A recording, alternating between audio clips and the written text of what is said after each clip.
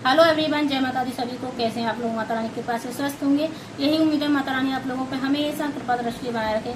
आइए जानते हैं रक्षाबंधन का पर्व कब मनाया जाएगा, इसमें भद्राकाल कब लग रहा है, भद्राकाल से क्या होता है, हमारे भाई पे क्या असर पड़ता है, और मायके से लड़कियों को क्या नहीं लाना चाहिए और भाई को क्या देना चाहिए, और भाई की गोद में हमें क्या रखना चाहिए जिससे मेरे भाई का भी अच्छा हो जाए और हमारा भी अच्छा हो जाए। आइए जानते हैं भाई को किस दिशा में मुख करके हमें राखी बांधनी चाहिए और बहन का किस दिशा में मुख होना चाहिए। आइए जानते हैं।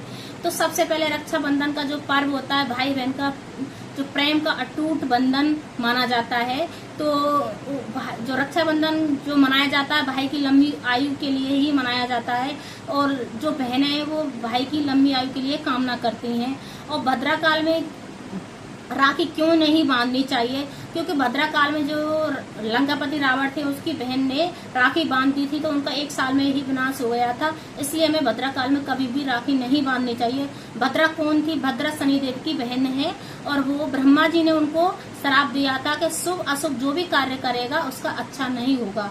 तो इसलिए हमें कभी भी ध्यान रखना चाहिए, भद्राकाल का विशेष ध्यान रखना चाहिए, क्योंकि ये हमारे भाई से जुड़ा हुआ है। हमें अपने भाई के लिए अच्छी कामना के लिए हमें राखी बांधनी है, उसकी लंबी आयु के लिए राखी बांधनी है। भाई भी बहन को जो रक्षा के लिए वचन देता है तो वो भी उसके लिए कामना करता है। दोनों भाई बहनों को सुबह नहा धोकर बिना खाए ही पूजा पाठ करनी चाहिए। सबसे पहला हमें मंदिर में ही पूजा करनी है।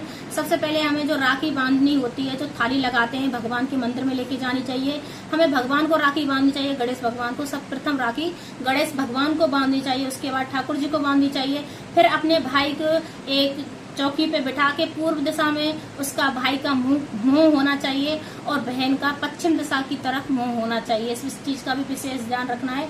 और जो नारियल होता है, पहले डोज पे जो हम सूखा वाला नारियल भाई को देते हैं, पर जो इस पे हमें जो पानी वाला नारियल जरूर देना चाहिए रक्षाबंधन पे। जो जटा वाला जो नारियल होता है, भाई की गोद में हमेशा उस जटा वाले नारियल को दे के ही हमें राखी बांधनी चाहिए। उसके हाथ में नारियल देना चाहिए, तब हमें राखी बांधनी चाहिए। उससे बहुत अच्छा होता है, भाई के भी उन्नति प्रगति के रास्ते खुलते हैं, बहन के भी उन्नति प्रगति के रास्ते खुलते हैं। अब आता है भाई को हमें चौकी पे बैठा लेना है, पूर्व दिशा की तरफ मुंह करना है, बहन का पश्चिम दिशा की तरफ मुंह होना चाहिए।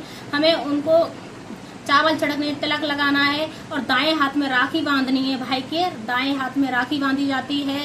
फिर हमें उसको कुछ मीठा खिलाया जाता है और उससे हमें वचन लेना होता है। जिन भाइयों के माँ बाप नहीं होते हैं, वो अपनी बहनों को वचन दें कि आजीवन मैं तुम्हारी रक्षा करूंगा, मैं अपने माँ बाप की तरह तुम्हारा ख्याल रखूंगा, मैं तुम्हारे हर संकट से मुक्ति दिलाने की कोशिश करूंगा। हर चीज का भाई हमेशा उनको वचन देना चाहिए। इस प्रकार से वचन देते हैं तो उनका भी बहुत अच्छा होता है और बहन भी खुश होती है। तो जहाँ बेटियां खुश होती हैं उसकी उन्नति तरक्की हमेशा बनी रहती है। अब आता है कि पूर्णमासी तिथि कब लग रही है। तो 8 तारीख को पूर्णमासी तिथि लगेगी और रक्षाबंधन हमें 9 तारीख को 9 अगस्त को ही मनाना है। और 8 तारीख को 2:12 से तिथि लगेगी, पूर्णमासी की तिथि लगेगी और 1:24 पर समापन हो जाएगी 9 तारीख को। अब आता है जो भद्राकाल का जो समय है वो कब है। तो हमें सबसे पहले 7 घंटे का हमको टाइम मिल रहा है खूब राखी बांधने का। तो हमें भद्राकाल में कभी भी राखी नहीं बांधनी है। आपको मैंने शॉर्टकट वीडियो बनाई है, बहुत जल्दी बता रही हूँ आपको। राखी का शुभ मुहूर्त 6:18 से सुबह से स्टार्ट हो रहा है और दोपहर 1:24 तक रहेगा। इसका जो समय है 7 घंटे 6 मिनट तक का समय है। आराम से बहनें राखी बांध सकती हैं, अपने भाई की लंबी आयु के लिए कामना कर सकती हैं और भाई भी अपने बहन के लिए कामना जरूर करनी चाहिए। उनको भी कुछ देना चाहिए उपहार में। तो कुछ उपहार में भाई बहनों को देते हैं, उससे बहुत अच्छा भाई का भी होता है। ऐसा नहीं है कि भाई का ही अच्छा हो रहा है, बहनों का भी अच्छा होता है और भाई का भी अच्छा होता है, क्योंकि ये पर्व ही एक दूसरे के प्रेम का प्रतीक है। अगर मेरी वीडियो थोड़ी सी भी अच्छी लगी तो लाइक करें, शेयर करें, कमेंट करें, सब्सक्राइब करें। हर हर महादेव कमेंट में जरूर लिखें। जय माता दी सभी को।